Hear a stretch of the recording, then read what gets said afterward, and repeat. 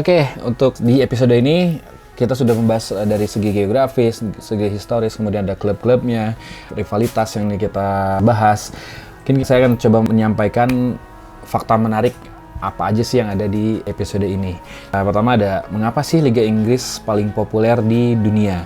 Pertama, faktornya mungkin pertama ada ditonton hampir jutaan penonton di seluruh dunia karena menjadi olahraga yang favorit. Kemudian kualitas gambar yang maksimal, kemudian banyak investor di sana.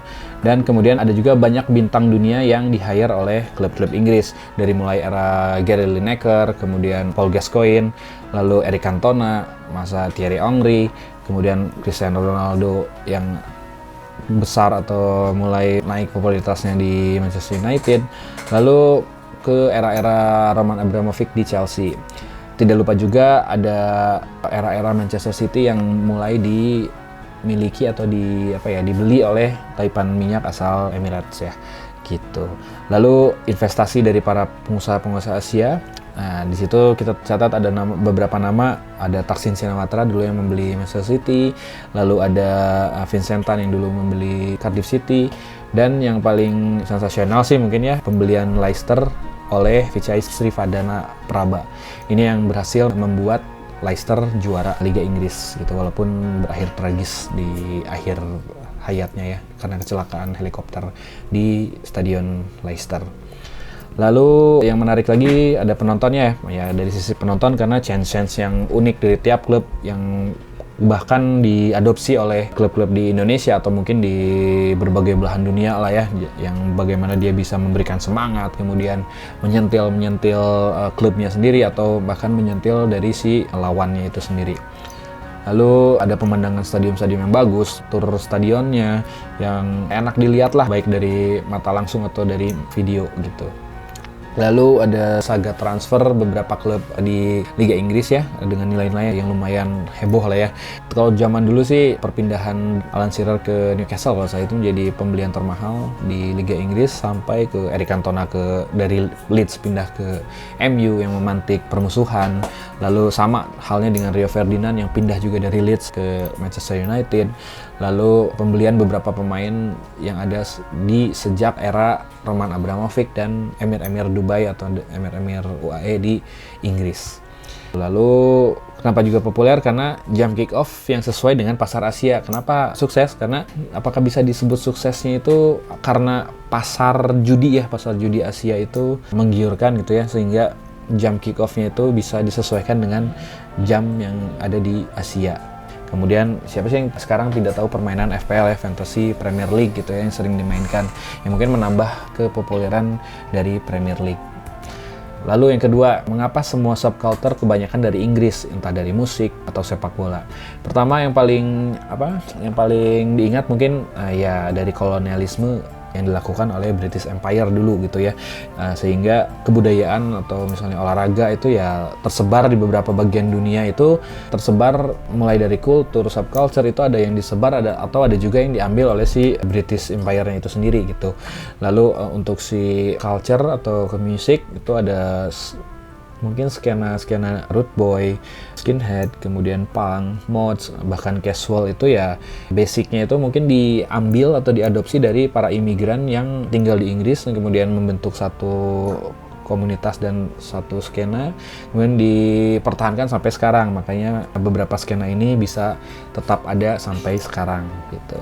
Lalu ada juga penyebarannya melewati si asosiasi persemakmuran, jelas karena anggota persemakmuran juga begitu banyak gitu ya, yang saling bahu-membahu lah antara negara persemakmuran ini. Lalu untuk sepak bolanya ya karena budaya kelas pekerja itu sebagai eskapisme di akhir pekan, jadi mereka menginginkan hiburan lah setelah 5 hari bekerja atau 5 atau 6 hari bekerja di pabrik, kantor atau bidang apapun. Lalu fashion di Inggris juga memang terlihatnya lebih modis atau lebih up to date lah ya untuk perkembangan fashion di dunia gitu.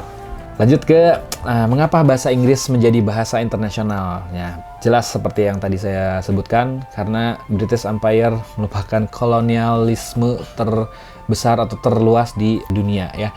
Jadi sebagai pengantar antara bangsa-bangsa yang menjadi koloni, jadi ya otomatis bahasa Inggris pasti akan dipakai setiap harinya atau menjadi lingua franca bagi para penuturnya lah.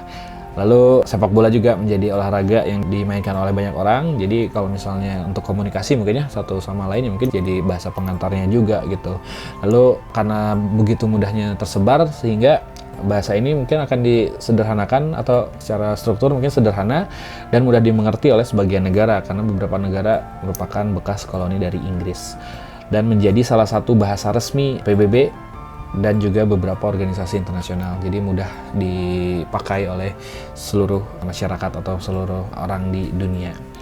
Dan juga bahasa Inggris juga memang jadi standar bahasa internasional gitu.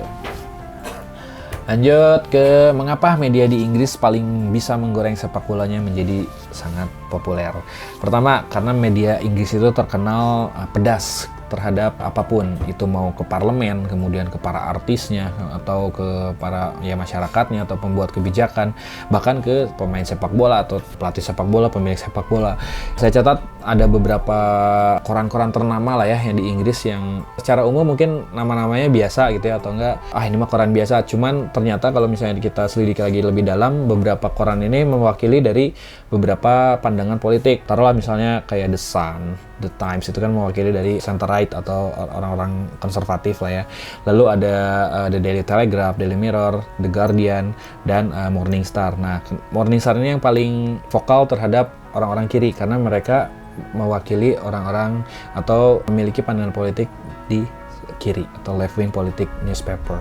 Kemudian untuk si judul-judulnya juga memang bombastis ya, suka heboh lah di si judulnya biar bisa menarik maksudnya oplah ya sebutnya. Nah, menarik oplah. Jadi media Inggris memang terkenal jahat, pedas, dan bombastis dalam judul.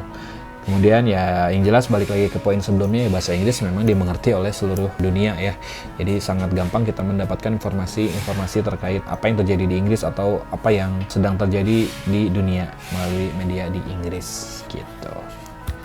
Lanjut, mengapa kick-off Liga Inggris mengikuti waktu Premier di Asia? Ya, seperti yang saya sebutkan sebelumnya, karena pasar Liga Inggris itu memang dikuasai oleh pasar Asia. Pasar Asia, kenapa Asia juga memang kalau secara demografi ya memang memiliki jumlah penduduk atau jumlah populasi yang terbanyak di dunia gitu ya. Pasti pasar ada di Asia seterusnya, kemudian pasar judinya juga, dan fans yang jauh lebih fanatis ya di wilayah Asia. Sebut saja kalau misalnya Indonesia juga sangat fanatis ya, nggak tahu terkait fanatis buta atau fanatis apa ya, lebih gila lah mungkin ya di Indonesia, bisa jadi antar teman juga berantem lah ya gara-gara mendukung si klubnya gitu.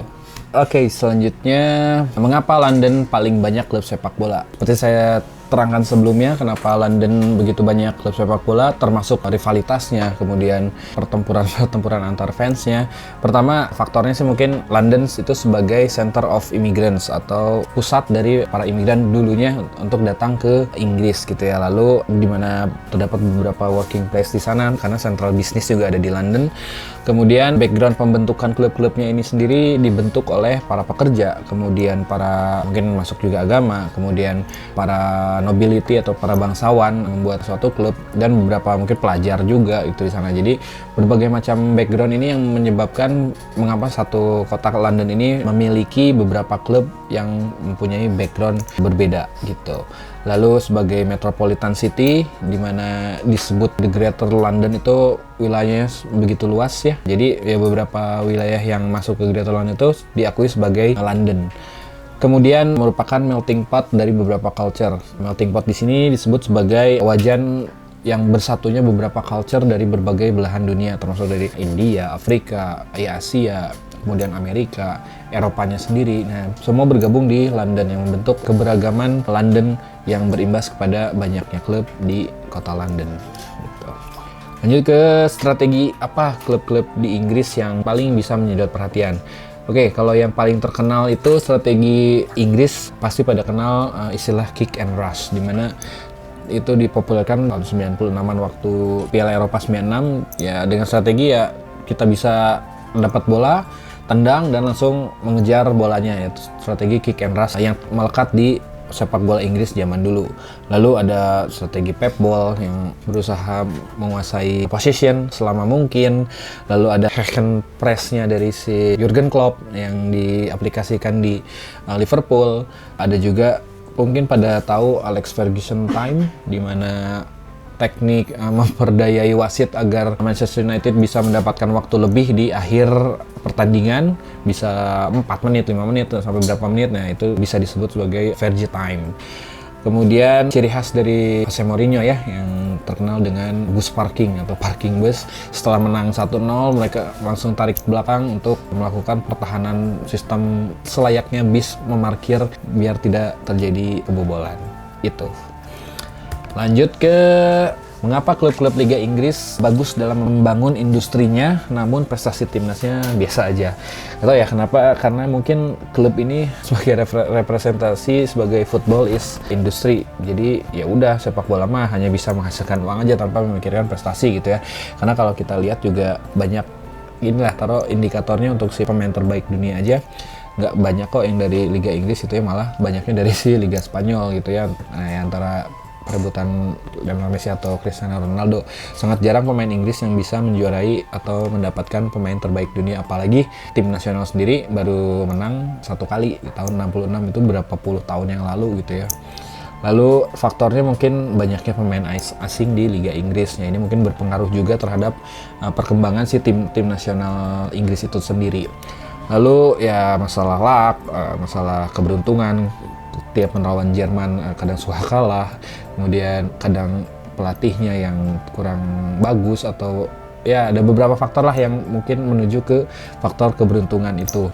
Lalu, nah pada tahun 66 kan memang juara di tahun 66 itu sebagai tuan rumah, kemudian juara Piala Julius Rimet lah dulu ya. Nah, kemudian kapan lagi juara, padahal dapat kesempatan waktu tahun 96 sebagai tuan rumah, kenapa tidak bisa memberikan gelar ke rakyatnya sendiri? Nah itu masih tanda tanya, apa sih yang menjadi alasan atau faktor mengapa selalu gagal di turnamen-turnamen besar gitu. Lanjut ke bagian supporter ya, kenapa supporter di Inggris bisa tertib di negaranya, tapi kalau di luar bisa seakan-akan brutal. Nah pertama, mereka menganut pride of nation gitu ya, atau kebanggaan terhadap negaranya sendiri gitu ya. Jadi begitu dia keluar, dia membela si Inggrisnya dengan penuh pride lah, penuh kebanggaan gitu ya. Lalu kadang juga kita sering lihat nih kalau di beberapa TV, kalau timnas Inggris pasti banyak tuh si supporter-supporter yang ada di kota-kota besarnya gitu ya. Pasti mereka menunjukkan si St. George Cross dengan tulisan-tulisan kota-kotanya atau mewakili si klub-klubnya gitu ya. Nah mungkin patut dicontoh gitu ya, kalau misalnya dia mendukung itu ya negaranya gitu, bukan hanya si tulisan yang ada di benderanya itu. Jadi mereka membela benderanya, bukan hanya tulisan yang ada di benderanya gitu. Lalu aturan yang lebih longgar dari si negara Inggrisnya sendiri. Jadi mungkin taruh misalnya dia lagi away days ke Prancis atau ke Spanyol, nah mereka bisa lebih mengekspresikan gelagatnya atau karakternya, karena penekanan kepada supporter itu mungkin lebih ringan gitu ya, atau lebih longgar untuk aturan supporter di beberapa negara yang didatangi oleh supporter Inggris gitu.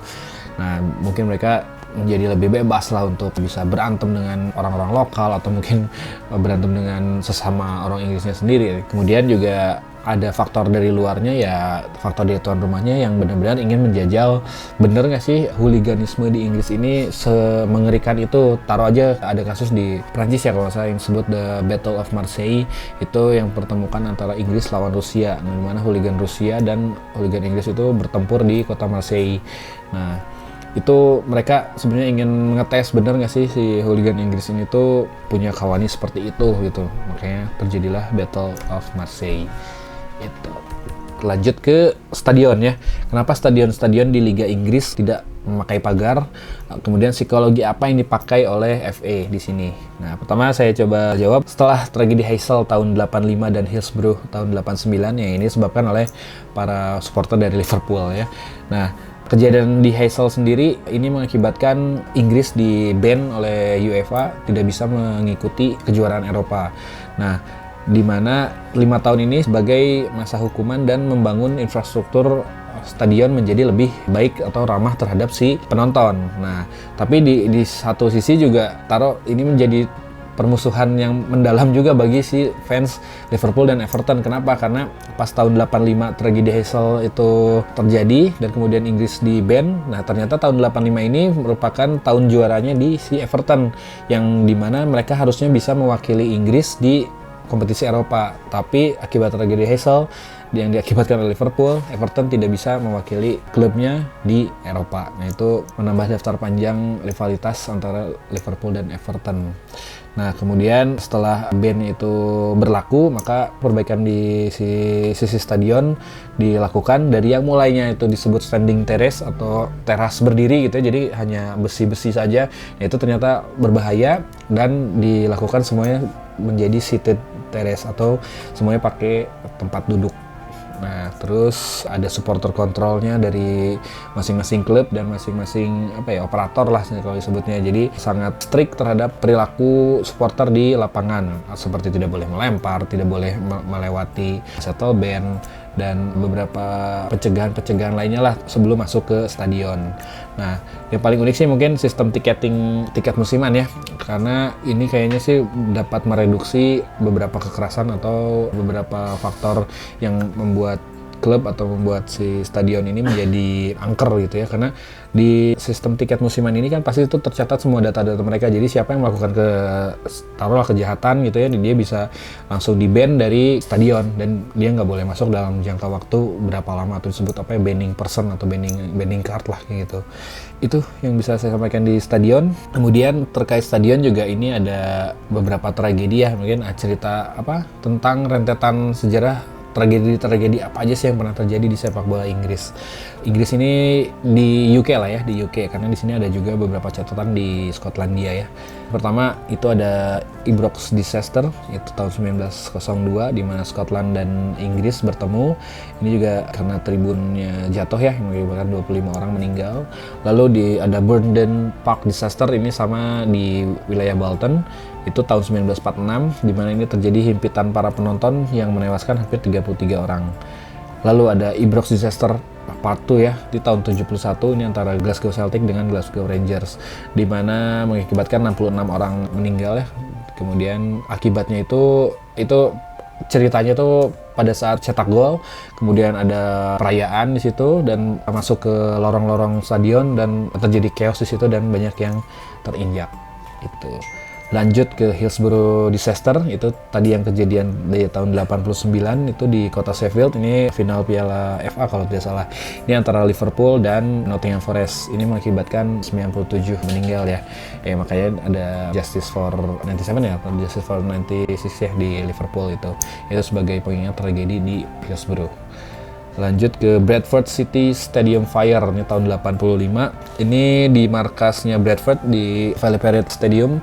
Yang dulu itu memang bangunannya itu kayu ya, jadi ada satu tragedi di mana yang memantik api ya gara-gara rokok lah ya, gara-gara rokok mereka membakar, kemudian merembet ke bangunan kayu yang membentuk si stadion Valley Parade ini. Nah, ini beberapa orang meninggal karena bakaran sampah akibat rokok.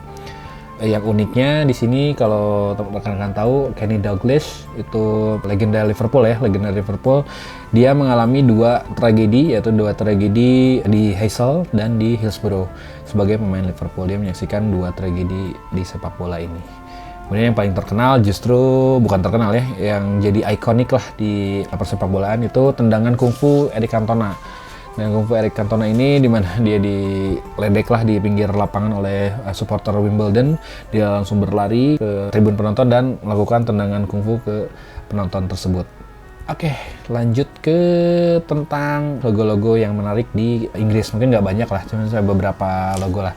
Kalau rekan-rekan tahu logo Portsmouth ya, logo Portsmouth itu kenapa ada logo bulan dan bintang gitu ya. Nah, kalau untuk data yang saya dapatkan ini berasal dari lambang kota Portsmouth yang sebenarnya ada bintang bersegi 8 dan dilandasi oleh bulan di bawahnya. Nah, ini banyak yang bicara, wah ini kayaknya ada pengaruh muslim atau apa gitu ya. Nah, sebenarnya kalau data yang saya dapat ini merupakan pemberian dari Raja Richard the Lionheart itu atas peringatan jatuhnya Pulau Siprus ke Gubernur Isaac Komosis di Bizantium, atau yang dulu penguasa Bizantium, dia merebut Siprus. Nah, kemudian dia memakai lambang tersebut dan kemudian diadopsi oleh Richard the Lionheart dan memberikannya ke kota Portsmouth. Makanya dipakai sampai sekarang gitu. Lalu ada Leeds, kalau Leeds tahu ya, lambangnya pasti White Rose of York atau mawar putih dari York. Lalu ada Blackburn, itu kebalikannya dari si Leeds, itu Red Roses of Lancashire atau mawar merah dari Lancashire. Lanjut ke Hibernian, ini tadi kita sebutkan, ini ada Irish Harp, kemudian Ship of Light, kemudian ada Castle of Edinburgh. Ini kalau di Irish Harp dan Ship Light sendiri ini merepresentasikan orang-orang Irlandia, kemudian Castle of Edinburgh di mana Hibernian ini berada di kota Edinburgh. Kalau Swansea ini diambil dari lambang kota dari Swansea yang berbentuk angsa. Tapi masih bimbang juga nih, dia tuh disebutnya angsa atau bebek gitu, karena di lambang kotanya hampir lebih mirip ke bebek daripada ke angsa. Kemudian Cardiff City ini berlambang swallow atau burung walet gitu ya, burung walet. Nah ini lambang dari si Cardiff sendiri dulunya hanya tulisan Cardiff saja gitu ya. Hanya saja seiring berjalannya waktu si lambangnya ditaruh logo si swallow, kemudian ada naga merah Wales, dan pernah juga ditampilkan Cross of Saint David atau salib dari Saint David yang berwarna hitam dan kuning gitu. Lalu kalau Everton pasti dengan lambang Prince Rupert Tower-nya yang terkenal ya di wilayah Everton. Kemudian ada Crystal Palace. Crystal Palace ini semacam apa ya? Semacam gedung eksibisi yang dilaksanakan di daerah London dan kemudian diadopsi menjadi logo dari klub Crystal Palace gitu. Lanjut ke kenapa pecinta sepak bola di Inggris sudah mulai muak dengan industrialisasi terhadap klub masing-masing dan tidak suka terhadap sepak bola modern. Nah, saya coba jelaskan di sini industrialisasi sepak bola oleh para investor, di mana klub sepak bola tidak bisa mengakomodir keinginan dari para fans dan hanya kepentingan bisnis semata, di mana kepemilikan klub sepak bola mayoritas adalah dikuasai oleh investor asing. Nah, maka disinilah lahirnya beberapa fan-owned club yang mulai menjamur untuk menyelamatkan klub mereka gitu. Kita bisa sebutkan beberapa klub yang ya hadir atau lahir dari ketidakpuasan para supporter terhadap klubnya. Bisa saya sebutkan pertama ada FC UM atau FC United of Manchester. Ini sebuah komunitas yang bekerja berdasarkan satu anggota satu suara. Nah ini yang banyak dicontoh lah oleh beberapa klub di dunia ya. Nah ini dibentuk oleh penggemar Manchester United yang benci dengan Malcolm Glazer atau keluarga Glazer yang menguasai Manchester United. Lanjut ke Exeter City FC, di mana setelah degradasi pada tahun 2003 mereka jatuh ke Conference League atau Liga ketiga kalau salah, Liga ketiga atau keempat, lalu diambil alih oleh si Exeter City Supporters Fund atau Supporters Trust atau satu lembaga yang menguasai hampir mayoritas suara untuk si Exeter City.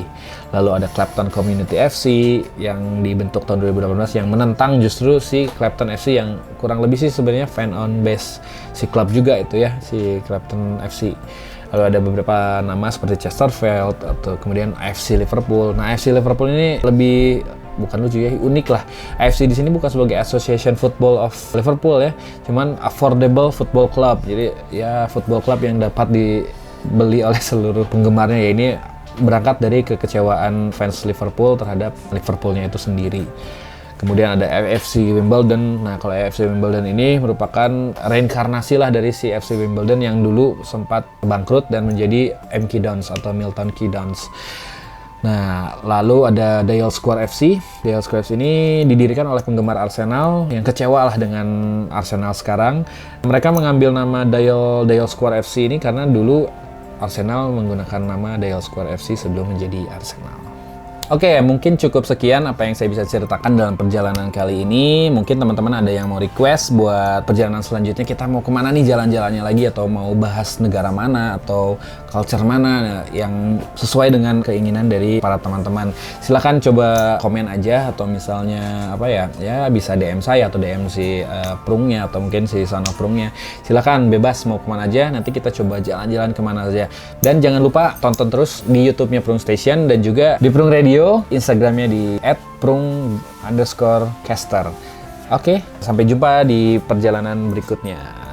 Oke, terima kasih teman-teman yang sudah menyaksikan part 1, 2, 3 di Prungpedia kali ini. Sekarang saya mau mengumumkan siapa pemenang kuis di episode part 2 kemarin. Pemenangnya adalah Furqon Al-Johri. Selamat untuk pemenang, silakan untuk hubungi ke Instagram Pring Teniswear.